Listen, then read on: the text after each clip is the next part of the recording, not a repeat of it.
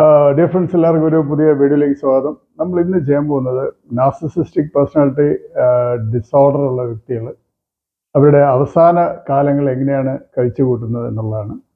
അപ്പോൾ നിങ്ങൾക്കെല്ലാം അറിയാവുന്ന പോലെ തന്നെ ഒരു നാർസിസിസ്റ്റിനെ സംബന്ധിച്ചിടത്തോളം എനേബിളർ ഇല്ലാതെ ജീവിക്കുക എന്നുള്ളത് വളരെ ബുദ്ധിമുട്ടുള്ള ഒരു കാര്യമാണ്. അതുകൊണ്ട് തന്നെ ഭാര്യയാണ് നാർസിസിസ്റ്റ് എങ്കിൽ തീർച്ചയായിട്ടും ഭർത്താവ് ഒരു എനേബിളർ ആയിരിക്കും. അതായത് നാർസിസിസ്റ്റ് എന്തൊക്കെ കാര്യങ്ങളാണോ ചെയ്യാൻ ഉദ്ദേശിക്കുന്നത് അത് നടപ്പിലാക്കി കൊടുക്കുക എന്നുള്ളതാണ് എനേബിളറിൻ്റെ കടമ എന്ന് പറയുന്നത്. അതുകൊണ്ട് തന്നെ നാർസിസിസ്റ്റിനെ സംബന്ധിച്ചിടത്തോളം എനേബിളർ ഒരു നല്ല പെർഫോമർ ആയിരിക്കണം. നാർസിസിസ്റ്റ് മനസ്സിൽ കാണുന്നത് എനേബിളർ നടത്തി കൊടുക്കണം എന്നുള്ള രീതിയാണ്. അപ്പോൾ അതെന്തായാലും വേണ്ടില്ല. ഇതിൻ്റെ ദുരിതം അനുഭവിക്കുന്നത് ആരെയാണോ ഇവർ ചൂഷണം ചെയ്യുന്നത് അവരാണ് ഇതിൻ്റെ ദുരിതങ്ങൾ മൊത്തം അനുഭവിക്കുന്നത്. അത് എങ്ങനെയാണ് എന്ന് ചോദിച്ചു കഴിഞ്ഞാൽ, ഒരു നാർസിസിസ്റ്റും എനേബിളറും കൂടിയുള്ള ഒരു ഫാമിലി, അച്ഛനമ്മയാണെങ്കിൽ അവരാദ്യം ചൂഷണം ചെയ്യുക, ഏറ്റവും എളുപ്പത്തിൽ ചൂഷണം ചെയ്യാൻ പറ്റുന്നത് അവരുടെ മക്കളെ തന്നെയാണ്. അപ്പം മക്കള് ഒരുപക്ഷെ ഇവരുടെ എനേബിളേഴ്സ് അല്ലെങ്കിൽ ഫ്ലൈയിങ് മങ്കീസും ഒക്കെ മാറിയാൽ മാത്രമേ ഒരു നാർസിസിസ്റ്റിക് ഫാമിലിയിൽ സർവൈവ് ചെയ്യാൻ പറ്റുകയുള്ളൂ. അതായത് നാർസിസിസ്റ്റിക് എങ്ങനെയാണോ ഷ്രൂഡായിട്ട് മറ്റുള്ളവരെ ചൂഷണം ചെയ്യാൻ അല്ലെങ്കിൽ മറ്റുള്ളവരെ അബ്യൂസ് ചെയ്യാൻ എങ്ങനെയൊക്കെയാണോ നാർസിസിസ്റ്റിക് ടെക്നിക്സ് ഉപയോഗിക്കുന്നത്, ആ ടെക്നിക്കുകളെല്ലാം പഠിച്ചാൽ മാത്രമേ ഒരു നാർസിസിസ്റ്റിക് പാരൻസിൻ്റെ കൂടെ അവിടുത്തെ മക്കൾക്ക് ജീവിക്കാൻ സാധിക്കുകയുള്ളൂ. അപ്പോൾ ഈ ടെക്നിക്സ് എല്ലാം അവർ കാലക്രമേണ പഠിച്ചു വരികയും ഇവരുടെ എനേബിളറായിട്ടും അല്ലെങ്കിൽ ഇവരുടെ ഫ്ലൈയിങ് മങ്കിയായിട്ടൊക്കെ മാറുകയും നാർസിസിസ്റ്റിക് സപ്ലൈ സ്ഥിരമായിട്ട് കൊടുത്തുകൊണ്ടിരിക്കുകയും ചെയ്താൽ മാത്രമേ നാർസിസിസ്റ്റിക് അച്ഛനമ്മമാരുടെ കൂടെ എനേബിളേഴ്സിന് അല്ലെങ്കിൽ ഈ പറഞ്ഞ വിക്ടിംസിന്, അതായത് ഇരകൾക്ക്, ഇവരെല്ലാവരും തന്നെ ഇരകളാണ്, ഇരകൾക്ക് ജീവിക്കണം എന്നുണ്ടെങ്കിൽ നാർസിസിസ്റ്റിനെ പോലെ ചിന്തിക്കാനും പ്രവർത്തിക്കാനുമുള്ള കഴിവ് ആർജിച്ചാൽ മാത്രമേ അത് സാധിക്കുകയുള്ളൂ. ഞാനിതൊരു ഇൻട്രൊഡക്ഷനായിട്ട് പറഞ്ഞു എന്ന് മാത്രമേ ഉള്ളൂ.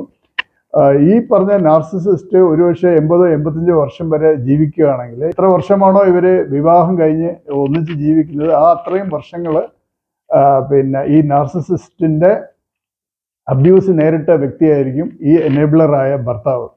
അപ്പോൾ അത് പറയുമ്പോൾ നിങ്ങൾക്ക് ഒരുപക്ഷെ ഇതിൽ പ്രധാനപ്പെട്ടതായിട്ട് നിങ്ങൾ മനസ്സിലാക്കേണ്ട ഒരു കാര്യം, ഈ എനേബിളറിന് വയസ്സാവും തോറും പ്രവർത്തിക്കാനുള്ള കാര്യക്ഷമതയും കുറഞ്ഞുകൊണ്ടിരിക്കും. എല്ലാ മനുഷ്യർക്കും വരുന്ന പോലെ തന്നെ ഇവർക്കും അവരുടേതായ പോരായ്മകളുണ്ടാവും. പക്ഷെ നാർസിസിസ്റ്റിനെ സംബന്ധിച്ചിടത്തോളം എത്ര ഇനിയിപ്പോൾ അവർക്ക് വയസ്സായാൽ പോലും അവർക്ക്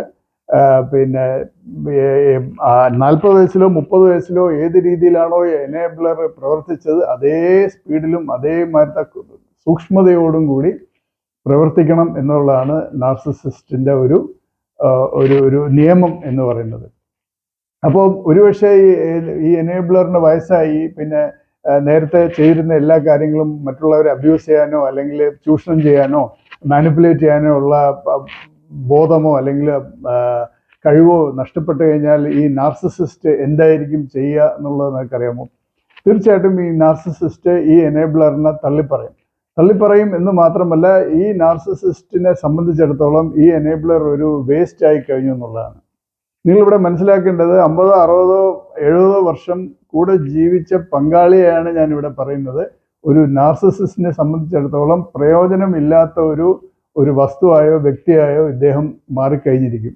ഇതാണ് നാർസിസിസ്റ്റിക് പേഴ്സണാലിറ്റി ഡിസോർഡർ ഉള്ള വ്യക്തികളിൽ നമ്മൾ കാണേണ്ട ഏറ്റവും പ്രധാനപ്പെട്ട കാര്യം. ഒരുപക്ഷെ നിങ്ങൾ വിചാരിക്കും നാർസിസിസ്റ്റിക് സപ്ലൈ ചെയ്യുന്ന മക്കളോ അല്ലെങ്കിൽ സുഹൃത്തുക്കളോ കുടുംബക്കാരോ ബന്ധുക്കളോ അല്ലെങ്കിൽ പരിസരവാസികളോ ഇവരുമായിട്ട് ഏതെങ്കിലും രീതിയിൽ കടപ്പാട് കൊണ്ട് സ്നേഹത്തോടെ ജീവിക്കുന്നവരോ ആയ വ്യക്തികളോടും ഇവർക്ക് ഒരു തരത്തിലുള്ള അനുകമ്പയോ സ്നേഹമോ ഉണ്ടാവില്ല എന്നുള്ളതാണ് നാർസിസിസ്റ്റിൻ്റെ ഒരു മുഖമുദ്ര എന്ന് പറയുന്നത് തന്നെ.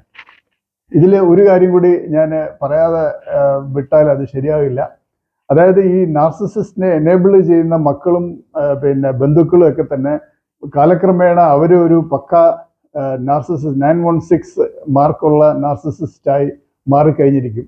ഈ പറഞ്ഞ അമ്മ അച്ഛൻ നാർസിസിസ്റ്റ് 85, 60, 90 വയസ്സാകുമ്പോഴത്തേക്കും 50, 60 വയസ്സുള്ള മക്കള് നല്ല, ഞാൻ നേരത്തെ പറഞ്ഞ പോലെ തന്നെ 916 നാർസിസിസ്റ്റ് ആയി കഴിഞ്ഞിരിക്കും.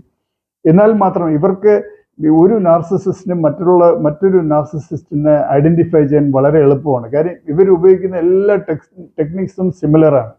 അടുത്തവരെ ചൂഷണം ചെയ്യുക, പിന്നെ മാനിപ്പുലേറ്റ് ചെയ്യുക, ഇതൊക്കെ ഇവരുടെ ഒരു ഹോൾമാർക്കാണ്. ഇവർക്ക് ഈ ഒരു കഴിവ് ഉണ്ടെങ്കിൽ മാത്രമേ ഒരു നാർസിസ്റ്റിന്റെ കൂടെ ഇവർക്ക് ജീവിക്കാനും സഹകരിക്കാനും പോലും പറ്റുകയുള്ളൂ. അപ്പോൾ എന്താണ് അവിടെ സംഭവിക്കുന്നത് എന്ന് പറഞ്ഞു കഴിഞ്ഞാൽ, ഈ അച്ഛൻ നാർസിസിസ്റ്റ് അല്ലെങ്കിൽ ഒരു അമ്മ നാർസിസിസ്റ്റ് ഇവരെ സംബന്ധിച്ചിടത്തോളം പ്രശ്നക്കാരായ ആളുകളാണ് ഇവർക്ക് ചുറ്റും അവസാന കാലത്തുണ്ടാവുക. പ്രശ്നക്കാർ എന്ന് ഞാൻ ഉദ്ദേശിച്ചത് ഈ നാർസിസിസ്റ്റായ മക്കളെ തന്നെയാണ്.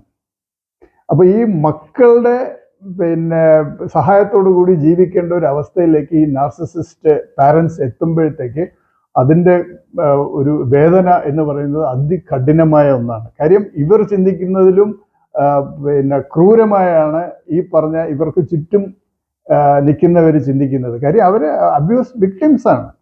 അവരെ ഈ അച്ഛനമ്മമാർ അബ്യൂസ് ചെയ്തതാണ് കുറേ വർഷങ്ങളായിട്ട്. അവരെ തന്നെ ചൂഷണം, സാമ്പത്തികമായിട്ടും അല്ലാതെയും ഏത് തരത്തിലുള്ള ചൂഷണമുണ്ടോ എല്ലാ രീതിയിലുള്ള ചൂഷണങ്ങൾക്കും വിധേയരായവരാണ് അവർ പഠിച്ചിരിക്കുന്നതും ഈ നാർസിസിസ്റ്റിന്റെ ടെക്നിക്സ് തന്നെയാണ്. അപ്പൊ എന്തായാലും സുഹൃത്തുക്കളെ, ഇതൊരു ശുഭകരമായ കാര്യമല്ല. നിങ്ങളും അല്ലെങ്കിൽ നിങ്ങളുടെ സുഹൃത്തുക്കളോ ബന്ധുക്കളോ ആരെങ്കിലും ഇതുപോലെ നാർസിസിസ്റ്റിക് പിന്നെ അബ്യൂസിന് വിധേയനാണ് അല്ലെങ്കിൽ വിധേയയാണെങ്കിൽ തീർച്ചയായിട്ടും ഒരു മെഡിക്കൽ ഹെൽപ്പ്, തീർച്ചയായിട്ടും കൗൺസിലിങ്ങിന് വിധേയമായിട്ട് ഒരു ട്രീറ്റ്മെന്റ് ചെയ്യേണ്ടത് വളരെ അത്യാവശ്യമാണ്. ഈ വീഡിയോ ആർക്കെങ്കിലും പ്രയോജനം ചെയ്യുമെന്നൊക്കെ തോന്നുകയാണെങ്കിൽ തീർച്ചയായിട്ടും ഷെയർ ചെയ്ത് കൊടുക്കുക. വീഡിയോയെക്കുറിച്ചുള്ള അഭിപ്രായങ്ങൾ കമന്റുകളെ രേഖപ്പെടുത്താൻ ശ്രമിക്കുക. വീണ്ടും നല്ലൊരു വീഡിയോയുമായിട്ട് നിങ്ങളുടെ മുമ്പിൽ വരാൻ ശ്രമിക്കാം. അതുവരേക്ക് ഗുഡ് ബൈ.